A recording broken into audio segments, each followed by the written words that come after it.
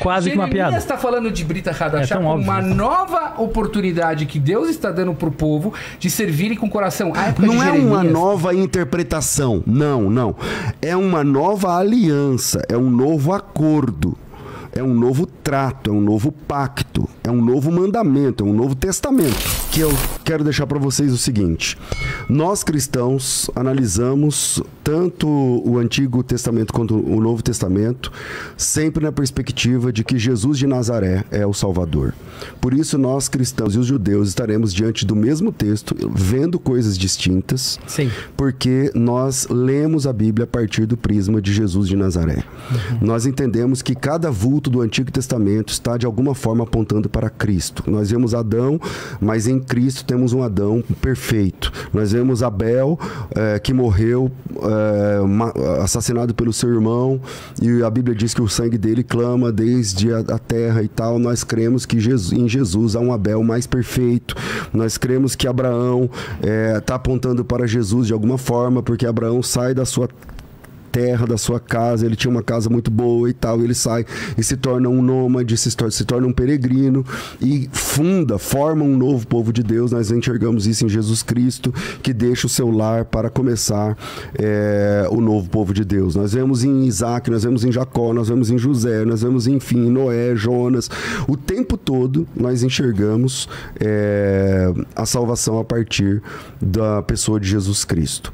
Quando eu disse que o sacrifício era o centro da fé judaica, é porque vocês, com todo o respeito que vocês merecem, o judaísmo que vocês representam não é o judaísmo do Moisés, obviamente. O Moisés não usava kippá. O judaísmo que vocês representam, inclusive, há divisões entre os judeus. Por exemplo, se você pega, por exemplo, o caraitismo, que é um tipo de judaísmo que não aceita, por exemplo... o caraíta não aceita Shibalpé, não é? Ele não aceita, por exemplo, a Torá oral. Caraíta que existia há 2000 anos atrás, não existe mais. Exato, mas não, ainda existe. E você sabe que existe. Sim, 100 pessoas em eu não estou falando o número, né? Mas existe. Estou falando números. Pesquisa no Google. Mas existe. Existe sim. Hoje existe. Entende? Então, para eles, por exemplo, o judaísmo que vocês representam não é o judaísmo mais próximo da lei de Moisés e tal. Existem outras formas de judaísmo também. Judaísmo é Torá oral. Existem outras formas de judaísmo também, e o caraitismo, por exemplo, é uma delas. Agora, o que nós cristãos entendemos é que, por exemplo, eu deixei o texto lá de Daniel 9. É uma pergunta complexa, porque lá está profetizada a chegada do Messias. Quanto tempo eu tenho? 1 minuto. Lá está profetizada a chegada do Messias em 69 semanas. A semana judaica é de 360, o ano judaico é de 360 dias, significa que 360 vezes 60 vezes 7 vezes 69 dá um total de 365. Hã? 365 o nosso calendário. O calendário bíblico... Não. O calendário bíblico é 360. Não, o lunar é 354. 354. Exatamente. Não é de 365, é o nosso, é o solar. Isso, né? Tá certo. Então, quando você faz essa conta, dá, sei lá, um pouco mais de 173.800 dias da profecia de Daniel, o que se cumpre perfeitamente na chegada de Jesus, quando ele entra lá em Jerusalém e é chamado de rei lá em março do ano 32. Ou seja, essa profecia ela é tão clara que alguns céticos, inclusive judeus, começaram a dizer que esse livro não tinha... essa parte foi feita depois, ou coisa parecida. Porém, nos achados lá do 1949, lá do Mar Morto, tá lá, tem o livro de Isaías, de Daniel lá. Então, isso é só para começar o jogo, porque eu perguntei de Daniel, mas acabou enviesando aqui o debate, mas eu quero já deixar outra para finalizar, que é Jeremias 31:31. Deus prometeu fazer uma nova aliança. Quando é que começou? Por isso a importância de estudar o hebraico. A Torá foi dada no hebraico. Se você dá aula de hebraico. A vírgula é assassina. Eu posso falar não venham, ou posso falar não, vírgula, venham. A interpretação fica muito diferente. Todas as interpretações que os cristãos têm em relação a Mashiach, Jeremias, com Brita Hadashah também, já vou aproveitar falando de Brita Hadashah, porque não adianta você pegar um Novo Testamento Não adianta você pegar um Novo Testamento, que é um livro posterior a Jeremias, escrever nele Brita Hadashah e falar: isso aqui já está colado lá no Jeremias. É quase que uma piada. Jeremias está falando de Brita Hadashah como óbvio, uma nova oportunidade que Deus está dando para o povo de servirem com o coração. A época de Jeremias, gente, queriam matar o profeta Jeremias. O povo estava tão contra ouvir as palavras que ele trazia de Deus, jogaram ele no poço, queriam matar ele.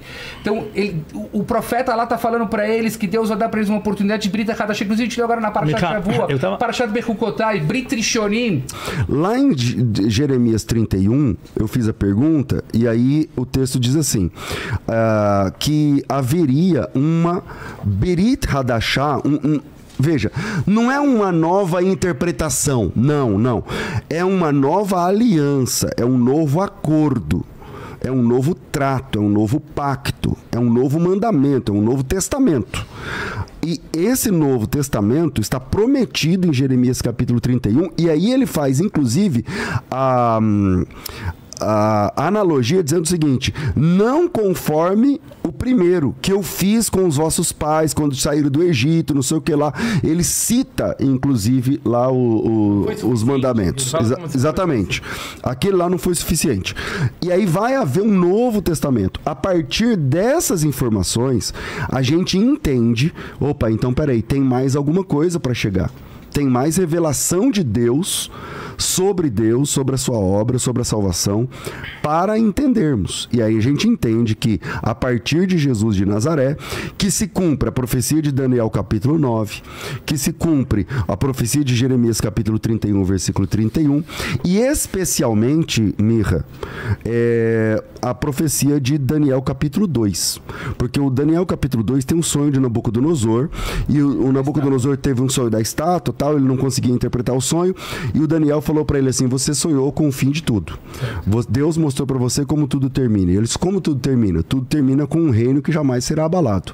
E esse reino que jamais será abalado, que é dito lá em Daniel capítulo 2, depois no capítulo 7, novamente também e tal, essa é justamente a pregação de Jesus. A primeira pregação de Jesus é: arrependei-vos e convertei-vos, porque o reino de Deus está chegando, o reino de Deus está próximo. Já era de João Batista, né? Exatamente. Jesus, então, depois Pedro pega... Então Jesus vem falando exatamente sobre esse reino que os judeus gostam de falar de era messiânica, e Jesus começa a falar desse reino, e na sua vinda, na sua volta, no retorno glorioso de Cristo, que está lá tanto no Antigo Testamento, em Zacarias 14, como no Novo Testamento, no Apocalipse, é o ápice desse reino que vai tomar conta de todo o mundo. E esse reino não é de uma dinastia, não é somente de filhos de Abraão, mas é de pessoas de todas as tribos, línguas, povos e nações. Então, baseado nisso, nós entendemos que o cumprimento de tudo isso se dá no Novo Testamento,